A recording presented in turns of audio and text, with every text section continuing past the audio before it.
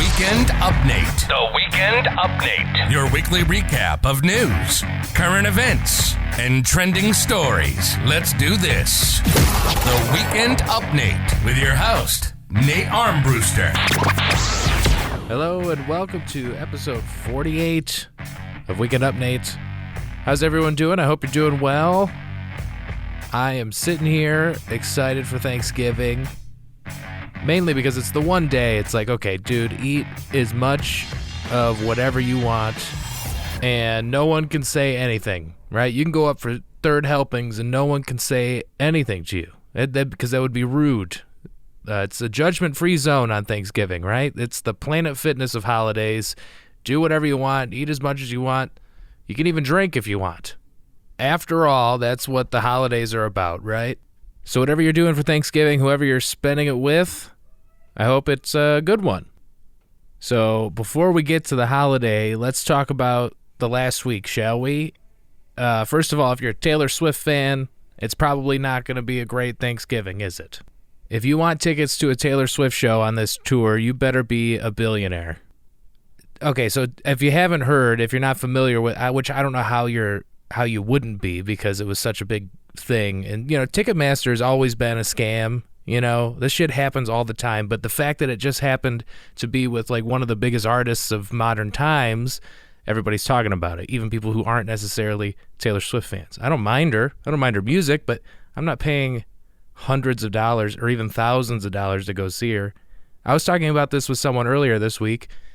Tickets have gotten, on the resale market for thousands of dollars. In some cases, like $19,000 I saw. It is ridiculous. It's crazy to me that this can even happen just in like a purely business standpoint. You know what I mean? Because if I had the opportunity to buy some tickets, right? If I waited in line online, if I waited in that queue and I finally got my turn to buy tickets, I might buy a couple extra just to resell to make my money back, right? Because these fees on top of that are crazy. I never understood the service fee to begin with online. I never understood that. Because, what are you really doing? What is this, paying for the I guess your staff, the people who are running the website, the people who do all the behind-the-scenes work? I guess maybe there's some sort of, I'm sure there's a good reason for that. I'm sure all that money does go, to pay people to, provide the service. Sure. But sometimes it's like, God damn, man, you multiply this service fee by every ticket sold ever for any event on Ticketmaster, that's got to be millions of dollars, maybe even more. Look, all I'm saying is there's no question it's a scam. It's like when you go to the airport and on the other side of security, a bottle of water is $8. They're just like, okay, yeah, well, fine, go somewhere else then. Good luck. Good luck finding a bottle of water for less than $8 over here because everybody's in on it. And it's like Ticketmaster's the same thing. I think so Live Nation owns Ticketmaster, right? So they have like a monopoly on the entire ticketing system, at least for any major artist, right? But there is no musician, no performance, no comic, no nothing that I would pay more than $100 for, okay? Even $100 seems like a stretch these days. It's a little more than I want to spend. But at the same time, good luck getting a ticket for less than $100, even a shitty ticket, like nosebleeds. Anyway, in other news, Elon Musk is, is Twitter dead yet? It's dying, right? It seems like it is. I can't believe it's lasted as long as it has in the last week and a half because, he gave employees an ultimatum, right? Like he said, hey, by Thursday, you have to decide if you're going to stay or not. And if you're going to stay, you got to work. Like, the thing is, he gave this real, strong arm email, right? Where he's just like, look, if you're going to stay, you got to be, there's going to be absurd hours and you got to work. But they're going to be absurd hours because you cut half the staff and you're trying to make all these changes. And he seems surprised that people just resigned. So all those people were like, I'll take the 3-month severance. I'll wait till this shit dies. And then Facebook or somebody will buy it. And then I'll just get the job back, I guess. I don't know. I don't know how this shit's going to end, but it just doesn't seem, I guess Twitter was never fun, was it? I mean, maybe early days, right? Before it became kind of this cesspool of hate and, and people who are leaving Twitter, it's like, okay, do you really have to announce it? Do you think you're that, in the name of what? Free speech? And I get it. All this shit, like the hate has tripled on Twitter, right? Since Elon Musk, because he stopped, I guess, suppressing the language. I don't really know, but like apparently there's been spikes in all this hate speech and things like that. It's a bummer because that's people's idea of free speech. And like, sure, while you're allowed to say shit like that, like it's legal to say, I guess it's legal to say shit like that, but people aren't going to like it. And he did a poll asking Twitter users to vote on whether or not they should reinstate Donald Trump's Twitter account. And the poll, it was pretty close. It was like 52 to 48 or something like that. Yeah, 52 to 48% voted yes. And by the way, that poll is done by people who are using it like this weekend after everybody who's likely, left-leaning. Those folks who left didn't vote in it, and I didn't vote in it because it's all stupid to me. I just thought it was interesting that that's how he decided. He's like, okay, I'm going to let people vote on whether or not we should have Donald Trump's Twitter account reinstated. And sure enough, they voted yes. That was what the poll ended up being, and now he's back on Twitter. The guy can tweet again, and he hasn't tweeted yet as of this recording, but we'll see how that goes. And I'm sure it'll just invite more lovely, healthy discourse between Americans and people online. You know what I've noticed about this whole, and it's happened for years, beyond Twitter ever being a thing. It's always, the argument of free speech is always, it's always for whatever you believe in. So if you feel like your rights are being, violated against, or whatever it is, whatever your personal beliefs are, religious, political, cultural, whatever it is, if people disagree with you, that's against free speech. That's what everyone's argument on both sides. Whenever people go, it's against free speech, it's always because they don't agree with you. That's it. And while Twitter did do some, social media did do, every social media company has, been guilty of suppressing information, and it does on some level seem impossible to manage. So I think while they try their best to do something that's like good, it ends up, silencing people who may not, like, it becomes impossible to regulate at some point because there's so much information, and there's not enough people to look into this shit. It's all done by computers, and a computer doesn't know what context is, or like how you're using whatever language it is. You could be quoting somebody, you could be quoting an article from the New York Times, and it could be interpreted as hate speech or something, or it's happened. And I just noticed anyone who seems to love the idea of Donald Trump being back on Twitter in the name of free speech are the same people who think Elon Musk is brilliant just because he's one of the richest people in the world. That's, to me, this is the thing with these lines get blurred every time. Like, for the record, no billionaire gives a fuck about you as an individual. People think Elon Musk is like a friend, like they're like, that guy works. Sure, I'm sure he works hard. I'm sure I'm not that busy. No one gives a shit what I do. You know what I mean? And I couldn't imagine having the schedule or the responsibility he has, even though he kind of cornered himself into buying Twitter. But I love that people love defending the guy just because he's rich. They assume that just because he's rich, he's smart somehow. And that's not always the case, okay? I know plenty of rich people, and some of them are big dipshits. I will say this. Most of the people who defend Elon Musk as a, just because he's got all this certain level of status, right, and money, they love the guy. And I'm like, if he was in your house right now, he would turn around and walk right out. Okay, you're broke as shit. You made $45,000 last year. Okay, he doesn't give a shit. He does not want to be your friend. Okay, that guy has all the money in the world. That guy hasn't flown coach in decades, probably.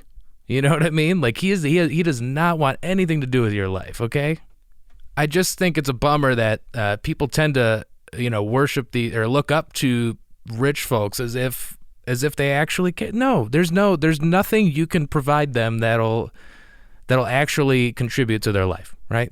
They want nothing to do with you as an individual, okay? They'll pretend like they're fighting for your right for free speech on Twitter, but everything really seems like he's kind of intentionally tanking the company, right? Isn't that kind of what it seems like? Because he kind of got cornered into it? I don't know. I would never know, and neither do you. That's the funniest thing to me these days is how, while mainstream media, sure, it's a little sketchy, right? It's all skewed. It's all, made to follow a narrative that we all subscribe to, whatever it is, left or right or whatever. It's hard to find reliable, straight down the middle, independent journalism these days. But people turn to shit like podcasts and stuff. I just tend to think that none of us really know anything that's going on. And while, you pick your flavor, pick your news channel to watch, and while it's all kind of skewed, odds are none of us really know what's going on. It's just confusing. The more we go on, the more confusing it gets, and I don't know why. And then at the same time, it's just got to ruin Thanksgiving dinner table conversations, doesn't it? That's really what this is getting at. What I'm trying to say is all of this effort just to ruin Thanksgiving every year. All right, that's kind of a hack premise, I think. I get it. Okay, people love to talk politics around Thanksgiving, but there's got to be some families that all agree, right? That happen to all think the same thing, and they actually have a great time on Thanksgiving. Like, there's no disagreements. There's no weird arguments about whoever, whether or not Donald Trump should be on Twitter.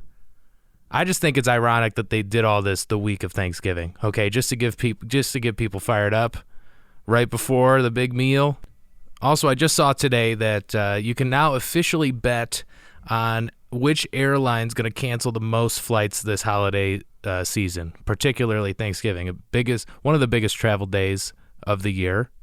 And my money's on American Airlines. That's what I'm going to go with because I think they're the biggest airline, probably they're one of the biggest, one of the busiest, and I think of the complaints I've seen, they tend to get the most hate online. And this is another great place to go to. If you want to find airline hate, go to Twitter. Okay, so many people tweeting at airlines. It's really all it's good for these days. Also, I don't know if you guys are on TikTok, but I saw this video of this guy complaining about a screaming child on his flight. He flew what he's calling a 29-hour flight to Germany. I don't know where the departing flight was. I'm assuming the United States, but the whole video, the guy is just, twitching from this child. I mean, screaming. Okay, to the point of like, okay, dude, this is ridiculous. And he's kind of, because I feel bad. I always feel bad for parents who have to travel with kids. I don't have children myself, but seeing a person board a flight with a baby, you always got to give them a minute, right? Give them the benefit of the doubt. Okay, they don't want to be on that flight with their child any more than you want them there. But for whatever reason, they have to fly with their baby, and it could go good or bad, okay? In my experience, I think I've only had one real issue where the kid would not stop screaming, and I put headphones in, and I did my best, okay? But if it's true, unless this guy did some weird editing where it was like maybe a half hour of screaming and he just cut it together to look like it was the whole flight, but it seems like it was the whole flight. And you know what? That guy deserves to complain. He's allowed to complain, okay? And as far as I could tell, he didn't go to the flight attendant. He didn't look at the parents and judge them. He didn't talk shit to them. He wasn't rude, but he did, take his issue to TikTok. And, dude, the comments are unbelievable. The people, like, most of it was people just like, yeah, dude, that sucks. I'm sorry, sorry to feel, sorry you had to go through that. But then on the other hand, so many parents came after this dude, like angry at him for not enjoying the flight. And every parent said, how do you think those parents feel? And that's the point. It fucking sucks that your child's screaming on this flight. Okay, like now this is where I take issue with it, is only if he turned to the parent and said, why don't you handle that? That's when it's like kind of crossing a line. But he's allowed to not enjoy that flight. Now, this is nothing against new parents, okay? I have many, I'm at that age now. I have many friends who are having kids, and, I'm around their baby. This is the most time in my life that I've ever spent around children, okay? There are people left and right having kids in my life, and while it's all good and happy, and they're going through it, they're learning fast about the changes that have to be made in life when it comes to raising a child, and they're all doing great. I am lucky to have all these parents in my world they're all doing great, and they're all great. They're not entitled in any way. They're good people who, they know they were ready for it, and I just think there is a tiny bit of culture around parents that it's a little entitled. You know what I mean? Like, it's kind of like, hey, I have a kid, so my life is somehow better but worse at the same time. Like, a parent will, like, I've seen this, I've witnessed this many times where a parent will be like, let me in for, which you always hold the door for a parent, right? That's that's just polite. But there's a certain level of entitlement that comes with being a parent that some people really take advantage of, and I think it's the grossest thing ever. And I'm not about to be the guy that compares having a child to having a dog, because I don't really agree with that comparison. But the fact is, I have a dog, and he is a responsibility. He's a living thing that I am responsible for. So if he does something fucked up, like if he bites a person, I'm the one who's liable. You know what I mean? Now, if your kid does something fucked up, you don't just get to be like, hey, man, parenting's hard, okay? It's like, no, just take care of your shit. I think that's really all what people want. Someone in that situation of like, okay, a screaming child. I mean, screaming on a flight. I wish I could find this video right now and play it, because it was bad. And I wish that everyone who went after this guy for being, quote unquote rude, even though all he did was, make a funny video about it, but it clearly struck a chord. But I think all I want at least out of someone who's going through that, like a parent, is just to be like, all I want is the parent to be like, hey, like, even if it's just eye contact, like, hey, I'm really trying here. That's all you want. That's all you want, is just someone to acknowledge that this is fucked up. I'm trying my best. I'm doing everything I can to keep my kid calm, like, that's all you want, is a little bit of effort. It's like, that's why I bring it back to the dog thing. While I am aware that it is not the exact same thing, might not even be close, because I don't have a kid. I don't know really what I guess it's not the same thing, because I can just leave like, I forgot to feed my dog the other day. I don't go to prison for that. You know what I mean? But if you forget to feed your kids enough, you get that, you lose that parenting privilege, right? But all I'm saying is, I think in that situation, if the parent was like, hey, I just want to let everyone know, I'm doing my best here, I think most people would, sympathize with that. They'd be like, you know what? You're going through it right now. It's one of those days.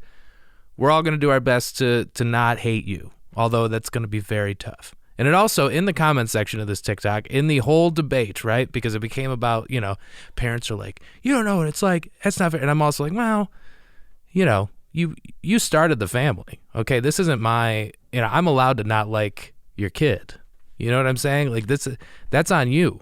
I'm sorry you hate, I'm sorry it's too hard for you to be a parent, okay? Like, that's just what I hate, okay? And while, sure, you should be patient with people who are having a bad day, but whether or not they have kids, you know what I mean? How come for you it took you to have a child for you to understand that? See, what if that guy was hungover and he started throwing up all, for the entire flight? Are you going to judge that guy? You can't just be like, hey, man, go easy on him. He had too much to drink, okay? We got to be nice to him. No, you would be pissed too. And I don't know if any of these analogies are fair or accurate, because I'm just a guy with a podcast, but I just thought it was interesting, the arguments that were started over this whole thing. Because if I'm supposed to understand what you're going through, or give you a minute because you have a child who is screaming on a flight, I don't see why you can't be like, well, this guy probably has a right to be annoyed too, One possible solution brought up in the whole conversation was, why don't we have child-free flights? Would you guys pay extra to guarantee no child was on the flight? I mean, I'd consider it. Although I haven't had any negative experiences yet. I don't fly as much as I used to. I did fly one time. I was sitting in front of a child who was, he was having a rough day. But it was like an hour and a half flight. Okay, I guess it wasn't the worst thing ever. But I didn't say shit, I didn't say anything to the mom about like, why don't you, have you tried like consoling the poor thing, you know what I mean? Like, maybe it's the ears popping, maybe it's just noise or whatever, but god damn it, it is loud. Maybe if it were like across the Atlantic, if I were flying for more than 12 hours or something, maybe I would consider paying a no child fee or something like that. But I don't think it's a bad idea. I think that, that might be a possible solution. I will say, though, that unless it was absolutely necessary, and this is just me, I think I would rather, and this is tough, I think I would rather drive with a child than fly, like if I were a parent. I think it's just, you get more privacy, you know, the kid can scream all they want. It takes a little longer, but I guess it just depends on the circumstance, you know? Maybe they had to get somewhere quickly. I don't know. But anyway, I feel, for the record, I feel for people who have to fly with kids, but I also feel for people who have to put up with that shit. I think what makes the difference is how you handle it, right? Like if you're a parent and you're a little self-aware and you're like, hey guys, I'm sorry. You don't have to go. I've seen, you know, stuff like where a parent will give you, you know, a pair of like earplugs if you're sitting near them, you know, here's, you know, I'm sorry, with a note that says, I did my best, I'm going to try, but, you know, if the kid cries, please, you know, this is me acknowledging the situation. I think that's a good way to break the ice. It might be also a little much, but, you know, that was one parent's way of handling it. I think on the other hand, if you're the passenger without the kid, you know, don't fucking make them feel bad about their life because they, you know, it's true. They don't want to have to deal with that any more than you have to, okay? I think it just boils down to, you know, maybe just be nice to them, right? Just be nice to each other. Or, since you're probably such good friends with Elon, maybe he'll invite you on one of his planes. All right, that's going to do it for this edition of Weekend Update. I appreciate you listening. If you're still here, please give me a follow on social media. Sign up for my email list so you'll be the first to know when my album/special is going to be released in a few months here. And hit subscribe. Tell your friends. Do all that good stuff. And we'll see you next week for another edition of Weekend Update. Thanks for listening. You've been listening to the Weekend Update with Nate Armbruster, and you liked it, didn't you? If you did, make sure to like, rate, and review, and be sure to subscribe on your favorite podcast app. Thanks for listening, and we'll see you next week on the Weekend Update. Bye-bye. Bye-bye.